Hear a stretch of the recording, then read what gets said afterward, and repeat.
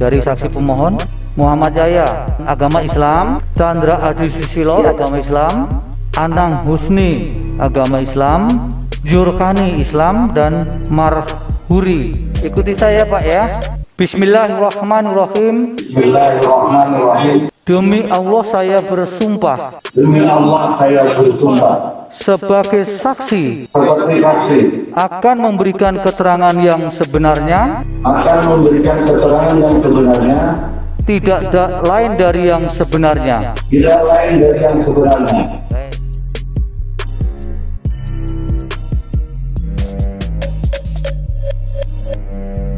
Yang ingin saya jelaskan adalah penyalahgunaan tentang bansos untuk pencitraan petahana Sabiri Nur yang melibatkan aparatur sipil negara terutama di Balai Pengawasan Sertifikasi Benih dan Hortikultura Provinsi Kalimantan Selatan. Saudara tenaga kontrak ya? Ya.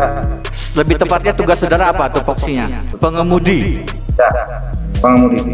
Bagaimana awal mulanya saudara mengetahui peristiwa yang tadi saudara ingin sampaikan terkait dengan penyalahgunaan bantuan sosial yang menggunakan aparatur sipil negara, lebih khusus Anda sebagai pegawai kontrak?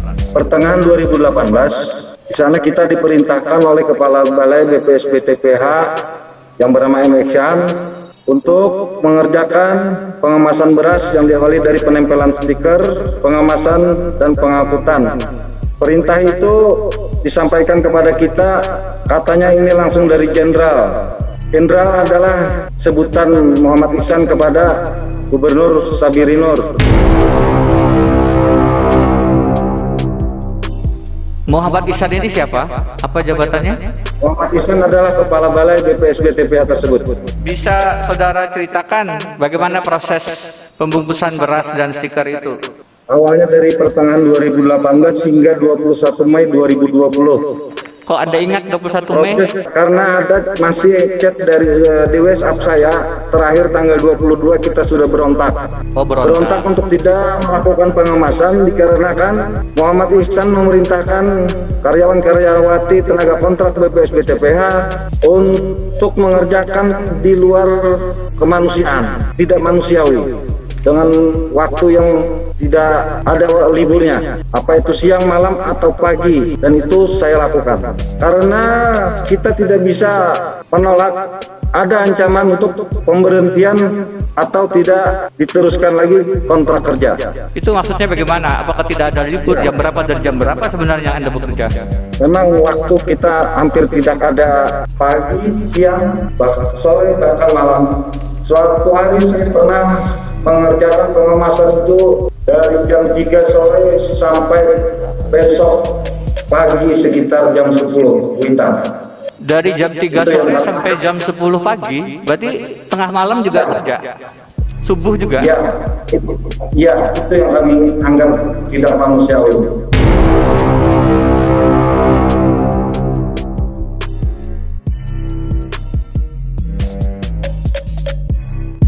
Apakah ada pembagian uang? Ada, Pak. Berapa? 10 juta. Disuruh kalau mencoblos sepaket, Pak. Maksudnya sepaket apa? Pemenangan 01 sama Gubernur 01, Pak. Sepaket itu Bupati 01, Gubernur 01. Saudara saksi bisa dijelaskan apakah saudara saksi selaku warga Kalimantan Selatan mengenali orang yang sedang cuci tangan di tandon ini? Kenal, tahu Pak, tahu yang digambar ini adalah Gubernur Kalimantan Selatan, Paman Birin, Sabiri Nur. Kami nggak berani memberikan kesaksian karena kami takut dengan tim Paman Birin dan juga Haji Isa.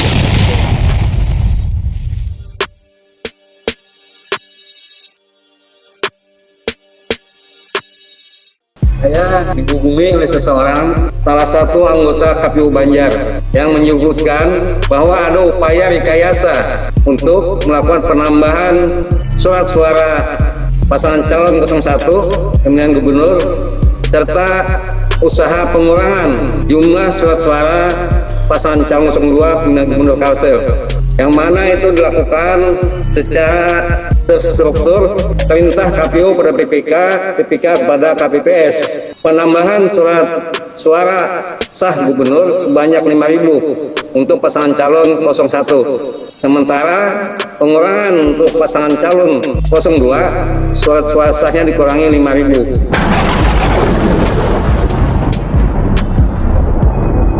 Saudara tahu siapa yang memberikan surat pernyataan itu? Tertulis di sana ada nama Abdul Muthalib, anggota komisioner KPU Banjar.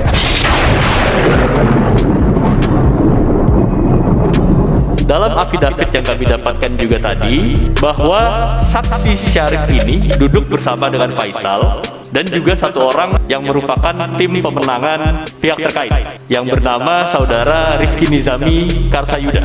Apa hubungan antara Faisal dengan Rifki Nizami Karsayuda ini? Keduanya saya kenal. Rifki Karsayuda itu tidak lain adalah keponakan dari saudara Faisal. Atau dengan kata lain, Faisal adalah pamannya dari Rifki Karsayuda.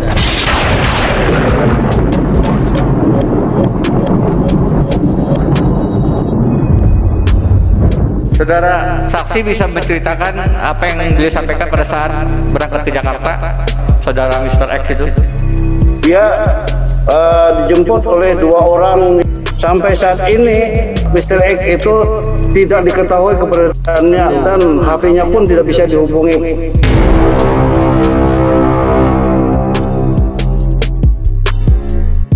Dalam situasi pandemi COVID-19, petahana dapat menunjukkan kontribusinya dalam penanganan wabah tanpa harus melakukan cara-cara atau perbuatan curang dan menyimpang melalui pemanfaatan fasilitas atau program pemerintah dalam menangani COVID-19 untuk keuntungan elektoralnya.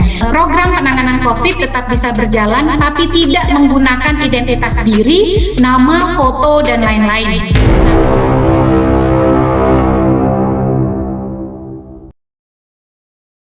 Ada pernyataan saudara bahwa ini tenaga kontraknya ini tidak akan diperpanjang. Betul, itu ancaman dari dia kalau tidak mau diperintah, dan dia katakan tenaga kontrak itu tidak ada hari libur full 24 jam. Itu masih ingat saya kata-kata dia, saudara Muhammad Ihsan. Yang ngomong itu adalah kepala balainya. Betul sekali. Ancaman itu apakah hanya kepada saudara atau kepada tenaga kontrak yang lain? Pada tenaga kontrak yang lain juga.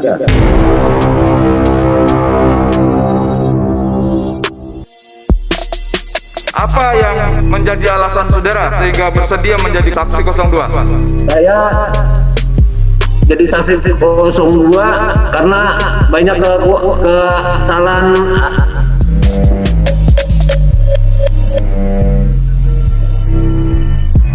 Bapak ngomong aja. Ini Bapak dilindungi di sini. Ngomong apa adanya saja.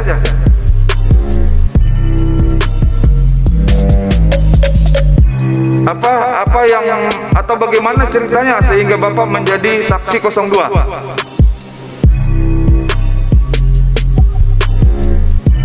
Saya jadi saksi 02 karena melihat kesalahan dari 01, Pak. Banyak kesalahan dari 01, Pak. Masalah apa itu dari gulung yang rusak, banjir semuanya, Pak. Mungkin Bapak tahu punya perasaan, Pak. Saya ini orang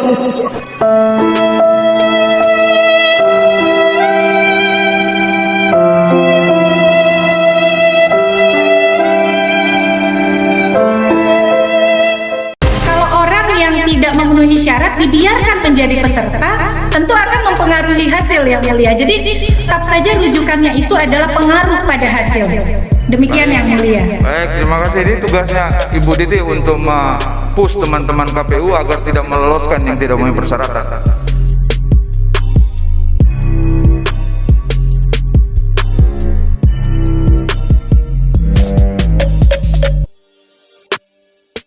Pengemasan beras itu dari 2018 hingga 2020 semenjak menjabatnya M. Ihsan sebagai Kepala Balai BPSB TPH.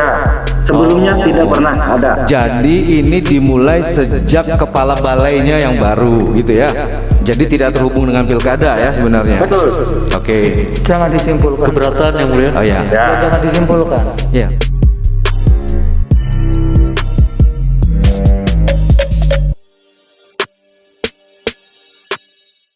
Bawaslu tentang kajian untuk menjadi dasar pengambilan keputusan, apalagi diskualifikasi yang sangat penting. Bagaimana mungkin A11 itu tidak diajukan sebagai bukti oleh Bawaslu dan bahkan tidak diakui oleh komisioner-komisionernya sendiri. Kalau Bawaslu sendiri tidak mengakui kajian-kajian itu, mengapa kita harus menghormatinya? Bahkan Bawaslunya sendiri, 3 komisionernya sebenarnya menolak kajian-kajian yang tadi dengan putusan-putusan seperti yang kami jelaskan. Bawaslunya sendiri menolak, kok kita diminta menghormati?